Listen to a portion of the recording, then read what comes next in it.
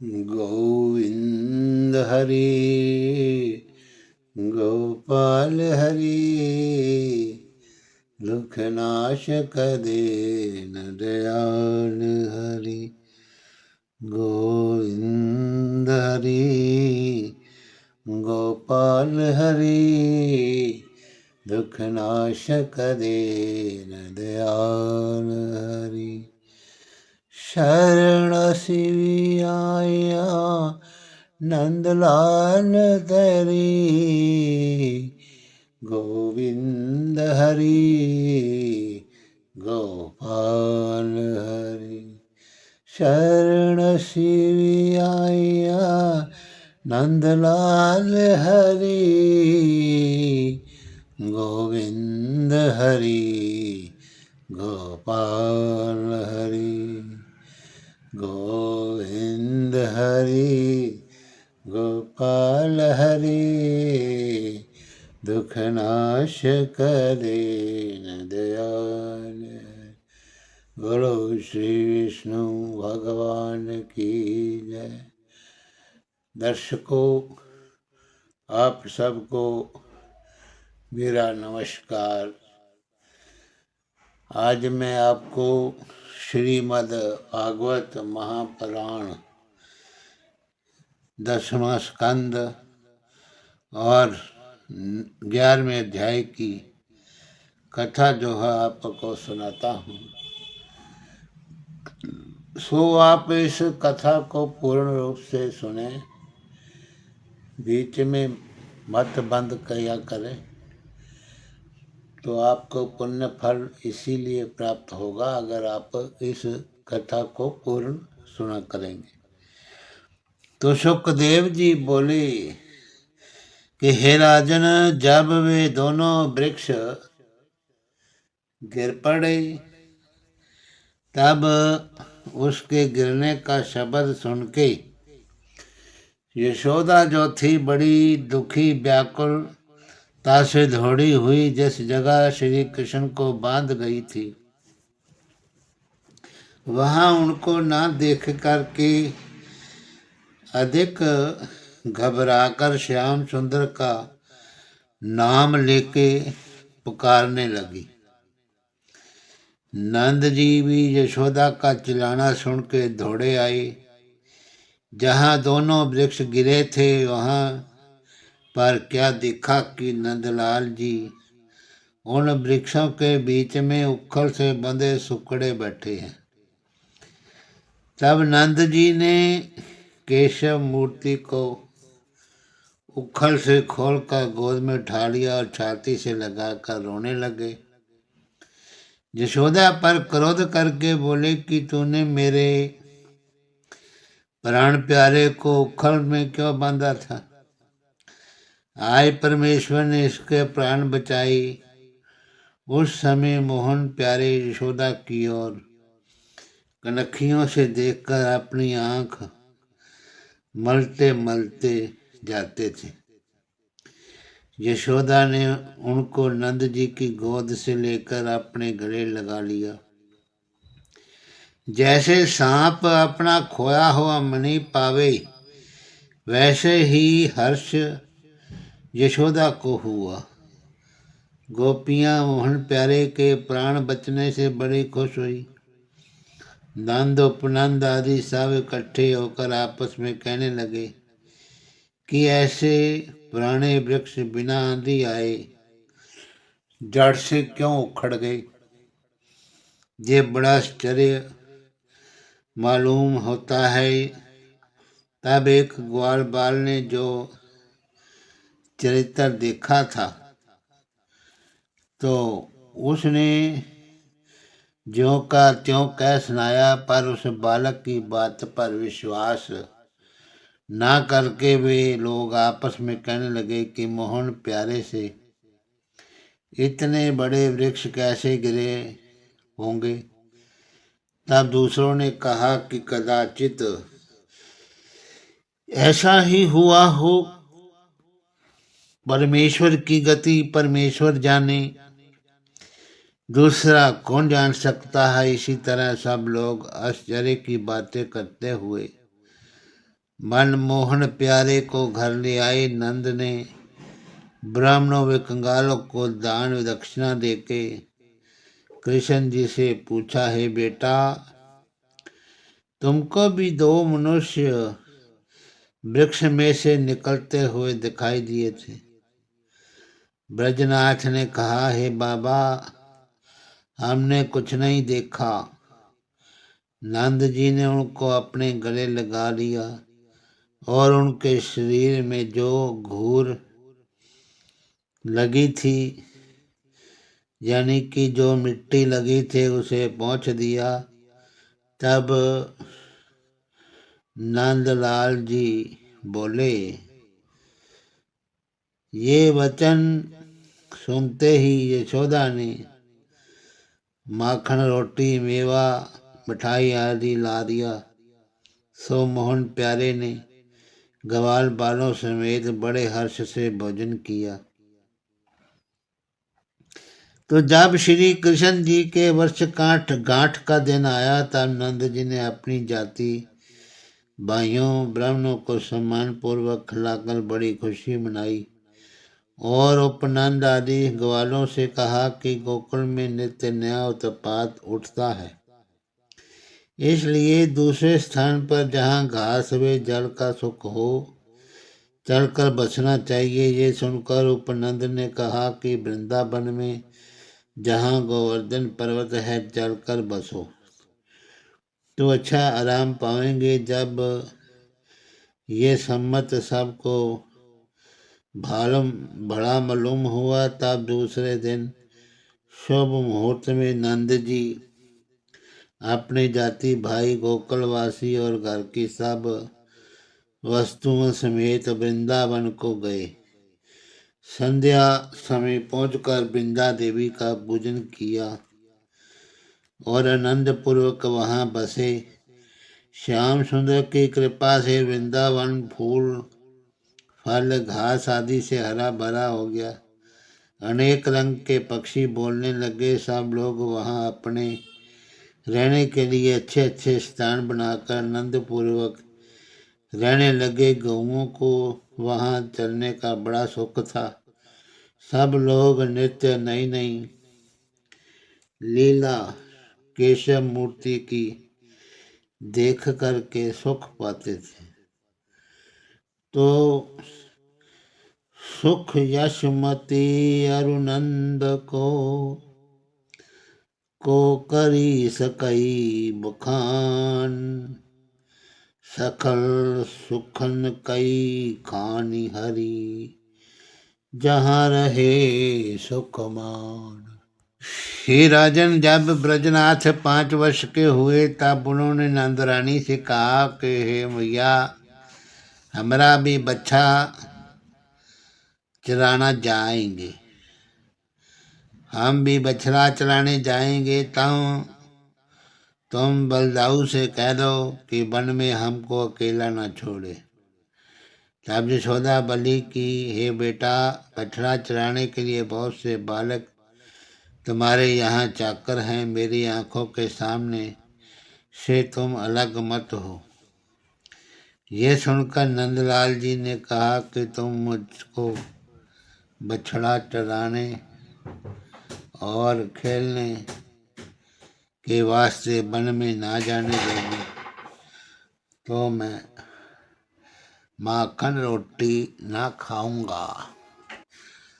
तुम मुझको बछड़ा चराने और खेलने वास्ते वन में ना जाने दोगी तो मैं माखन रोटी ना खाऊंगा। जब यशोदा कन्हैया जी के हट करने से हार गई, तब शुभ समय में ब्राह्मणों को कुछ दान देकर सब गोपाल बालों को बुलवाया और श्याम सुंदर को सौंपकर उनसे कहा कि तुम लोग बछड़ा चराने बहुत दूर मत जाना और संध्या होने के पहले दोनों भाइयों को घर ले आना। इनको वन में अकेले ना छोड़कर अपने साथ लिए रखना, ऐसा समझाकर श्री कृष्ण व बलराम को बछड़ा चराने के लिए भेजा। श्याम व बलराम ग्वाल बालों समेत यमुना के किनारे बछड़ा चराने और खेलने लगे। दिए बछ बगराए सब चरत आपने रंग, बछ चरावत नंद सुत मिली गवालन के संग। उर्मुख तन की माल शीश मुकुट कटी पीत पट, हाथ लकुटिया लाल डोलत गवालन संग प्रभु। माखन रोटी और जल शीतल छाक बनाए, दीन जल्दी गवाल संग यशुमती बन ही पठाए। तो जब कंस ने सुना कि नंद आदि गोप गोकुल छोड़कर वृंदावन में बसे हैं, तब उसने वत्सासुर को बुलाकर विनय पूर्वक श्याम सुंदर के मारने के लिए भेजा। जब वत्सासुर बछड़ा रूप वृंदावन में आया और जो बछड़े श्याम सुंदर चलाते थे उन्हीं में वे भी मिलकर चलने लगा, और उसे देखते ही सब बछड़े डरकर इधर उधर भाग गए।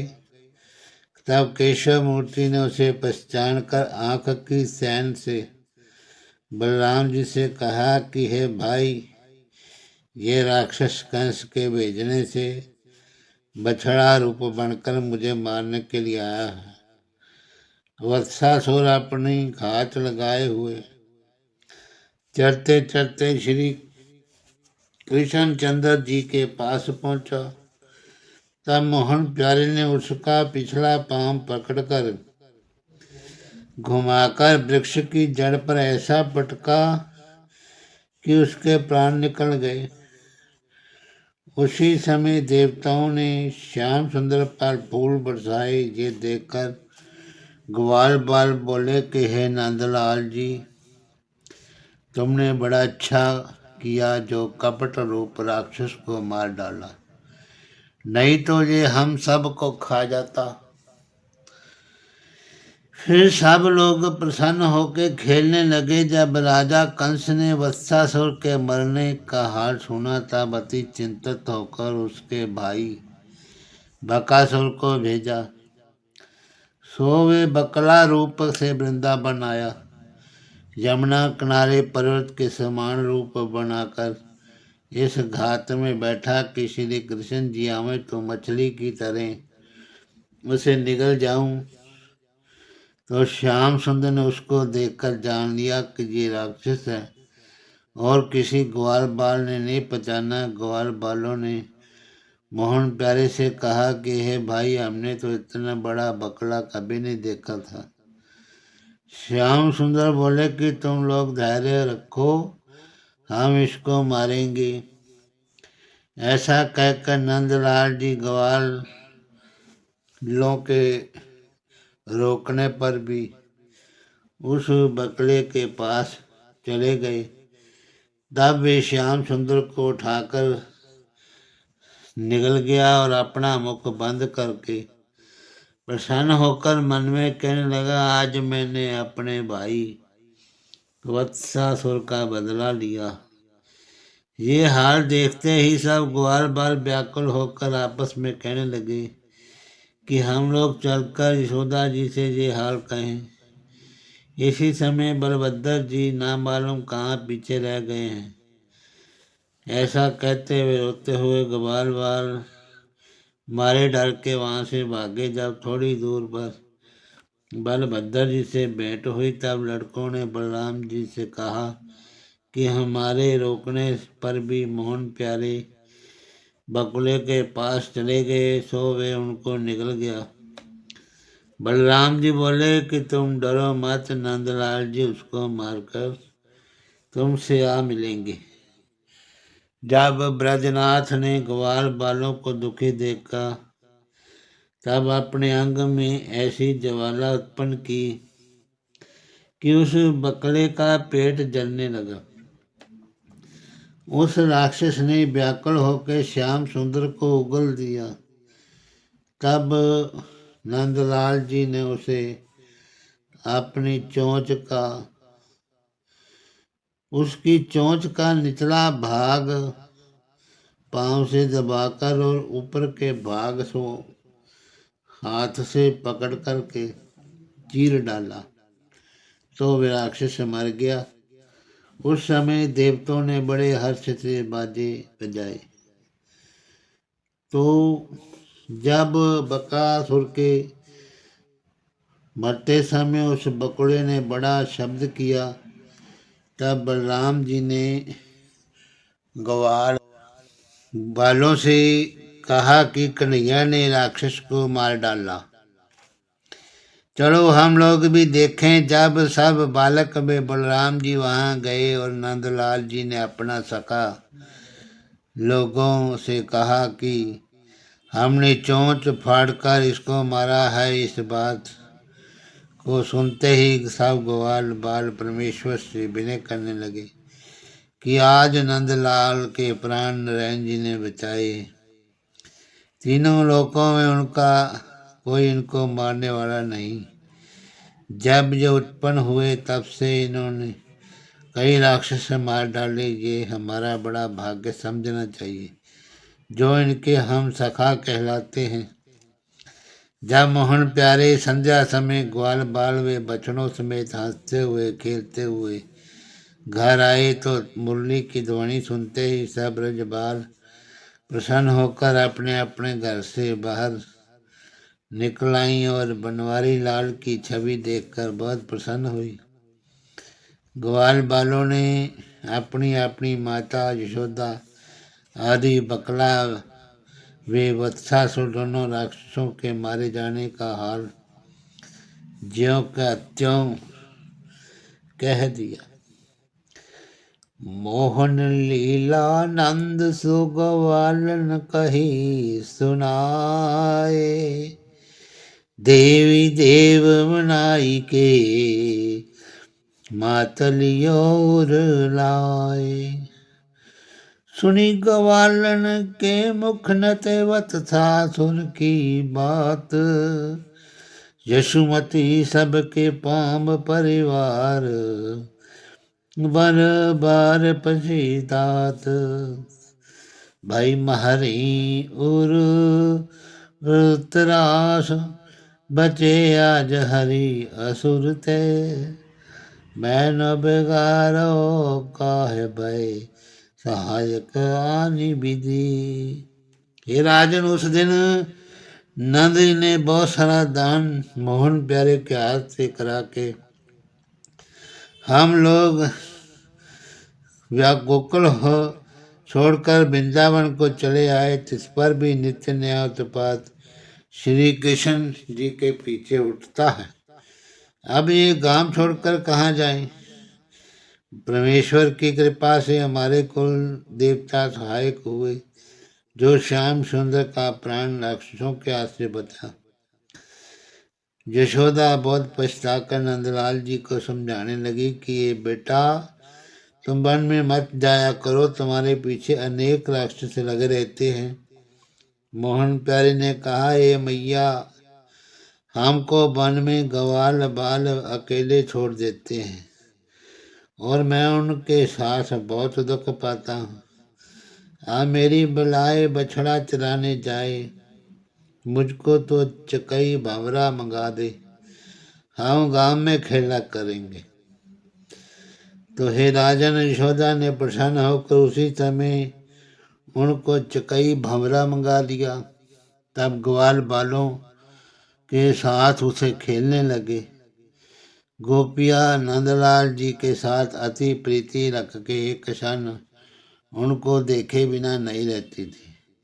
इसलिए जब चकई खेलते समय कोई ब्रज वाला उनके निकट आकर खड़ी होती थी, तब नंदलाल जी हंसी से चकई घुमा कर के उसके गहना में जो गले में पहने रहती थी फंसाकर उसको छेड़ते थे। और गोपियाँ अंतःकरण से प्रसन्न होकर प्रकट में गालियां देती थी। केशव मूर्ति किसी से जामन वे बेर आदि का फल लेकर उसे जो अन्न देते थे वे उनकी महिमा से मोती व रत्न बन जाता था। इसलिए अनेक ब्रजबाला बेचने के बहाने लालच वश में उनके यहाँ आती थी। मन हरण प्यारे इसी तरह नित्य नई लीला करके वृंदावन वासियों को सुख देते थे। तो इतनी कथा सुनाकर सुखदेव जी ने कहा कि राजन, ग्वाल बालों ने पिछले जन्म में बड़ा पुण्य किया था, इसलिए जिनका दर्शन ब्रह्मा आदि को भी जल्दी ध्यान में नहीं मिलता, उस पार ब्रह्म के साथ वे खेलते थे। सुखदेव जी ने कहा कि हे राजन, एक दिन श्याम सुंदर यमुना किनारे खेलने गए। वहाँ केशव मूर्ति नटवर रूप बनाए, पीताम्बर की काछे किरीट कुंडल मुकुट पहने, उपरना रोड़े लुकटिया हाथ में लिए, एक सखा के कंधे पर हाथ धरे हुए खड़े थे। तो उसी समय राधिका वृषभानु दुलारी, जो लक्ष्मी जी का अवतार, अति सुंदरी, 7-8 वर्ष की थी, स्नान करने गई। जब श्याम सुंदर और राधा की आंखें सम्मुख हुई तब पिछली प्रीति याद करके श्री कृष्ण उस पर मोहित हो गए और श्यामा का प्रेम भी उनके ऊपर बहुत लग गया। तब दोनों की प्रीति अंतःकरण से बढ़ी और वृंदावन बिहारी ने हंसकर पूछा कि तुम्हारा क्या नाम है और तुम किसकी पुत्री? अति सुंदरी व गौरी हो, हमने आज तक तुम्हें कभी नहीं देखा। तो ये प्रीति भरी हुई बात सुनकर श्यामा बोली, मैं वृषभानु की बेटी हूँ, राधिका मेरा नाम है। मैं अपने घर सखियों के साथ खेलती हूँ, बाहर नहीं निकलती, इसलिए तुमने हमको कभी नहीं देखा होगा। पर मैंने सुना था कि नंद जी का बेटा गोपियों का माखन चुरा कर खाया करता है, सो आज मैंने तुमको देखा, तुम ही नंद कुमार हो। ये सुनकर मोहन प्यारे ने कहा कि मैंने तुम्हारा क्या चुराया, हमारा मन तुम्हारे साथ खेलने को चाहता है, सो तुम घड़ी दो घड़ी आकर हमारे साथ खेला करो। श्याम सुंदर की प्यारी प्यारी बातें सुनकर श्यामा भी अंतःकरण से उन पर मोहित हो गई, पर सखियों के डर से अपना प्रेम प्रकट नहीं किया। गुप्त प्रीति प्रकटत नहीं दऊ हृदय छिपाए, मनमोहन प्यारी चलो घर को नैन चलाए। उस समय तो राधिका ये बातें करके अपने घर चली गई, पर उसका मन केशव मूर्ति में लगा रहा। संध्या समय राधा अपनी माता से दूध दुहाने के बहाने करके खरका में मोहन प्यारे से भेंट करने चली। ले माता सो दोहनी चली दुहावन गाए, मन अटकयो नंदलाल सो गई खरक सो तुम हाय। मन मग सोचत जाए कित देखो वे सांवरो, जिन मन लियो चुराए खरक मिलन मोसो कहियो।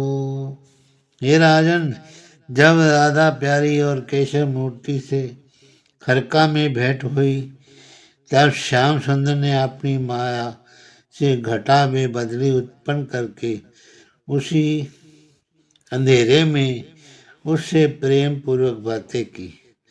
जब राधा प्यारी विलंब होने से हर बनाकर अपने घर चली तब मोहन प्यारे ने उसकी सारी आप ओढ़ ली और अपना पीताम्बर उसे दे दिया। जब श्री कृष्ण जी वे सारी ओढ़े हुए अपने घर आए। तब यशोदा ने उनको देखकर विचारा कि इसने किसी गोपी से प्रीति करके उसकी साड़ी ले ली है। मोहन प्यारे अंतर्यामी यशोदा के मन का हाल जानकर बोले, है मैया, आज मैं यमुना किनारे गऊओं को पानी पिलाने गया था। वहाँ एक गोपी अपनी साड़ी रखकर स्नान करने लगी। सो मैं एक गऊ वहाँ से भागी। जब मैं गाय बहोरने गया तब उस गोपी ने डर के मारे जल्दी में मेरा पीताम्बर जो यमुना के किनारे रखा था पहन लिया और अपना साड़ी छोड़कर चली गई। वे ब्रजवाला मेरी पहचानी हुई है, अभी जाकर अपना पीताम्बर ले आता हूँ। ऐसा कहकर वहाँ से बाहर चले गए और अपनी माया से उसी साड़ी को पीताम्बर बना लिया। फिर यशोदा ने वहाँ जाकर कहा कि मैं अपना पीताम्बर बदल लाया। यशोदा उनकी बात सच जानकर चुप हो रही। राधा प्यारी दूध दहाकर श्याम सुंदर का पीताम्बर पहने हुए अपने द्वार तक पहुंची और घबराकर अपनी माता से पुकारा। उसका बोल सुनते ही कीर्ति दौड़ी आई और उसने अपनी बेटी को घबराई हुई देखकर पूछा, है बेटी, अभी तू अपने घर से चंगी भली गई थी, तेरी क्या दशा होगी? तब राधा ने कहा कि एक लड़की जिसका नाम मैं नहीं जानती मेरे साथ चली जाती थी, उसको सांप ने काट लिया। वो अचेत होकर गिर पड़ी। तब मैं भी डर गई।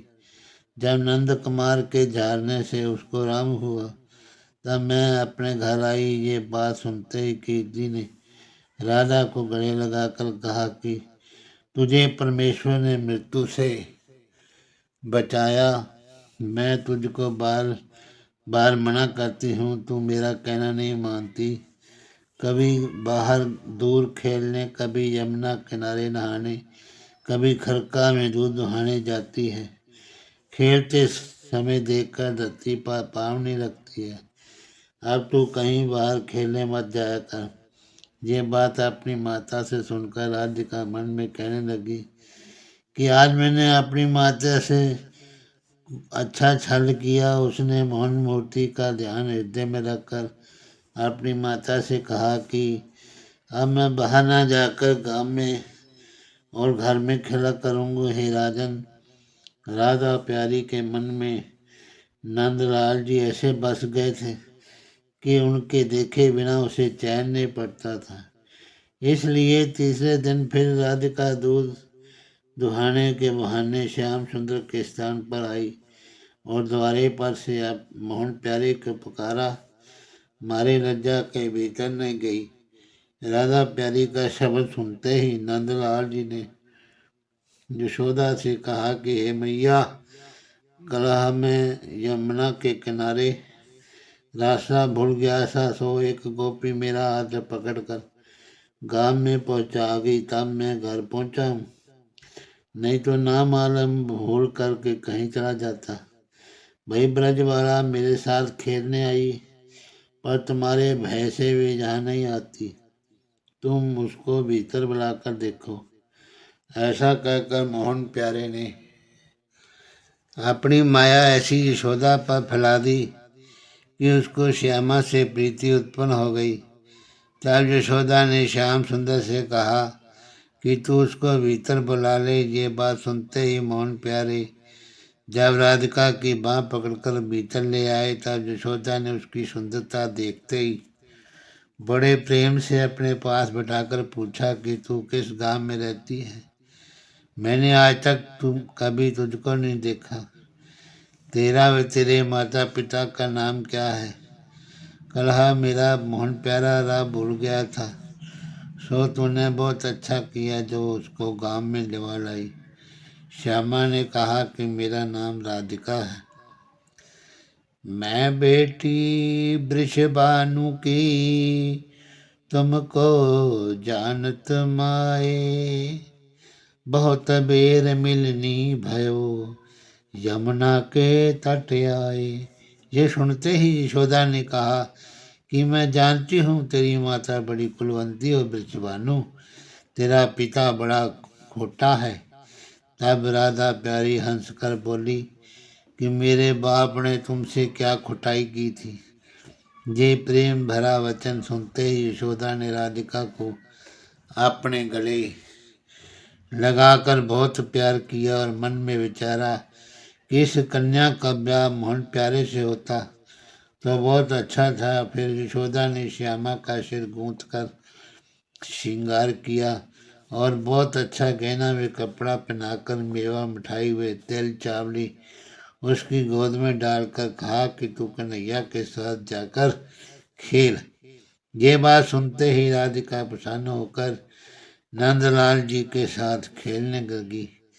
हे राजन, श्यामा वे और श्याम ऐसे सुंदर थे जिनके स्वरूप का वर्णन शेष गणेश जी नहीं कर सकते, और दूसरे की तो समर्थता ही क्या है जो इनकी बड़ाई कर सके।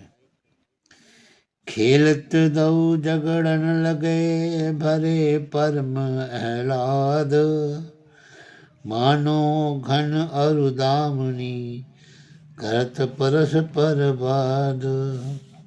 यशोदा उन दोनों को खेलते हंसते हुए देखकर बड़ी खुश हुई और राधिका से कहा कि तू नित्य यहाँ आकर मेरे मोहन प्यारे के साथ खेला कर। श्याम सुंदर राधा प्यारी से हंसकर बोले, तुम लज्जा छोड़कर हमारे यहाँ खेलने आया करो, तुम्हारे साथ खेलने से मेरा मन अति प्रसन्न होता है। राधा ये बात मोहन प्यारे की सुनकर मुस्कुराती हुई अपने घर चली गई। तो जब राधा प्यारी श्रृंगार किए हुए अपने घर पहुंची तो उसकी माता कीर्ति ने पूछा कि तू कहाँ गई थी, तेरा श्रृंगार किसने कर दिया। राधिका बोली, मैं यशोदा जी के घर गई थी, उन्होंने तुम्हारा वे मेरे पिता का नाम पूछकर मेरा बहुत प्यार करके श्रृंगार कर दिया। हे माता, तिल चावली और मेवा मिठाई मेरी गोद में डालकर मुझे विदा किया और तुमको ठठोली की राह उन्होंने गाली दी। ये बात सुनकर कीर्ति बहुत प्रसन्न हुई। ये हाल बरसाने गांव की गोपियां सुनकर यशोदा को ठट्ठे की राह गा बजाकर गालियां देने लगी। यशोदा का मन का हाल जानकर कीर्ति ने सब गोपियों से कह दिया, मेरी बेटी दामिनी और मोहन प्यारा घटसा श्याम अति मन भावन दोनों विवाह के योग हैं। कीर्ति को भी इस बात की चाह हुई कि राधा प्यारी का विवाह नंदलाल जी से होता तो बहुत अच्छा था। ऐसा विचार कर उसने वृषभानु जी से ये बात कही। युगल किशोर स्वरूप वर, वृंदावन रस खान, नव दूल्ह दुल्हन, सदा राधा शम सुजान। वृषभानु जी अपनी स्त्री की बात सुनकर बड़े खुश हुए। स्त्री राधिका नित्यानंद जी के घर आकर मोहन प्यारे के साथ खेला करती थी, तो श्याम सुंदर भी उसके साथ बड़ी प्रीति रखते थे। तो राधा प्यारी जब कभी अपनी गौओं का दूध दुहाने के वास्ते मन हरण प्यारे से कहती थी, तब वे बड़े प्रेम से उसकी गऊ दूध दिया करते थे। तो एक दिन राधा प्यारी श्याम सुंदर से गऊ दुहाकर जब दूध लिए हुए अपने घर चली, उस समय मोहन प्यारे ने उसकी ओर देखकर मुस्कुरा दिया।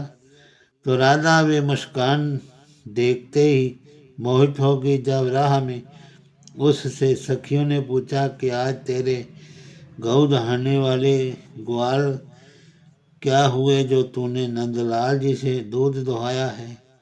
राधा श्याम सुंदर का नाम सुनकर ऐसी अचेत होकर गिरी कि दूध का बर्तन खुद उसके हाथ से छूट पड़ा और गिरते समय सखियों से बोली कि मुझे काले सांप ने काटा है।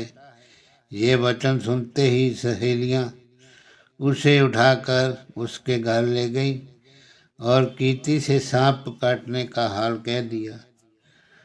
तो उन्होंने बहुत से गुणी बुलाकर झाड़ फूंक कराया, पर उसको मोहन रूप सांप ने डसा था, इसलिए मंत्र व यंत्र से कुछ लाभ न हुआ। जब वे उसी तरह रही तब सहेलियों ने, जो उसकी प्रीति का हाल जानती थी, कीर्ति से कहा कि नंद महिर का बेटा बड़ा गुणी है, उसे बुलाकर दिखाओ, तब इसको आराम आ जाएगा।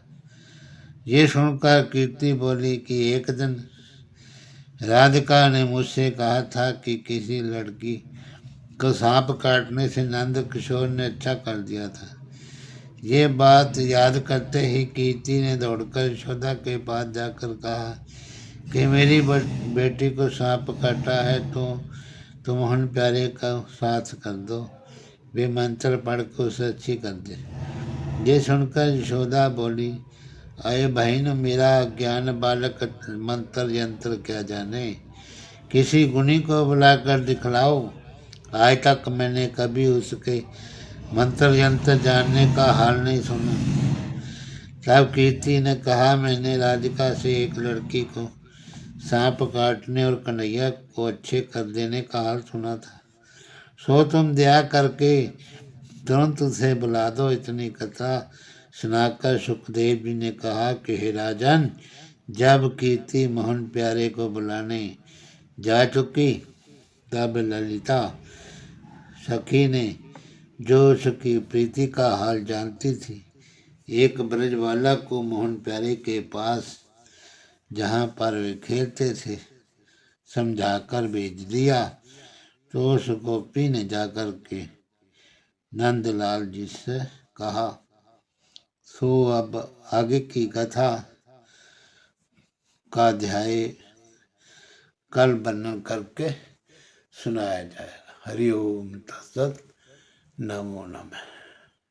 श्री कृष्ण गोविंद हरे मुरारी, हे नाथ नारायण वासुदेव। श्री कृष्ण गोविंद हरे मुरारी, हे नाथ नारायण वासुदेव। श्री कृष्ण गोविंद हरे मुरारी, हे नाथ नारायण